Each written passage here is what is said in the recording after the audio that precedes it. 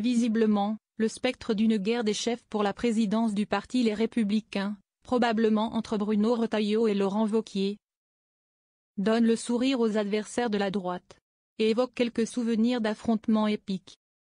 Les compétitions chez LR, si est toujours un peu sympa. Ça fait toujours un peu de spectacle. C'est ainsi amusée Marine Le Pen ce mercredi 12 février, consciente que la droite, qui retrouve quelques couleurs, pourrait perdre des plumes dans cette affaire. Montée en puissance de Retailleau. La leader du Rassemblement national s'exprimait en marge de la remise des récompenses du Trombinoscope, le grand annuaire du monde politique. Celui-ci a désigné Bruno Retailleau comme personnalité politique de l'année 2024. Tout un symbole pour le ministre de l'Intérieur. Fort d'une montée en puissance depuis sa nomination place Beauvau, il s'était déclaré candidat pour devenir le nouveau chef de LR quelques heures plus tôt. En dépit de l'avertissement du chef des députés du parti, Laurent Wauquiez, qui lorgne également ce poste. Il y avait un accord entre nous, à toi d'incarner la droite au gouvernement, à moi de reconstruire notre famille politique.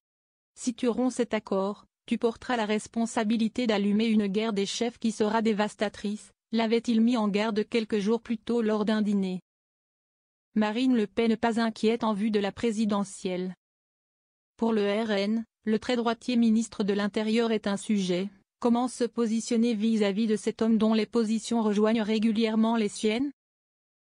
Pour l'instant, le parti d'extrême droite distingue le discours des actes du Vendéen, dépeint comme le ministre de la parole par Jordan Bardella. Marine Le Pen s'est voulue sereine ce mercredi. A-t-elle peur que Bruno Retailleau lui fasse de l'ombre s'il obtenait la présidence de LR et ne servait comme un tremplin pour la prochaine élection présidentielle? Réponse de la leader du RN, non. Je suis désolé de vous décevoir, si est un sentiment qui ne m'habite pas, qui ne me traverse même pas. Mais à chaque fois qu'il avance ses convictions, qui rejoignent les nôtres, je ne peux que m'en réjouir.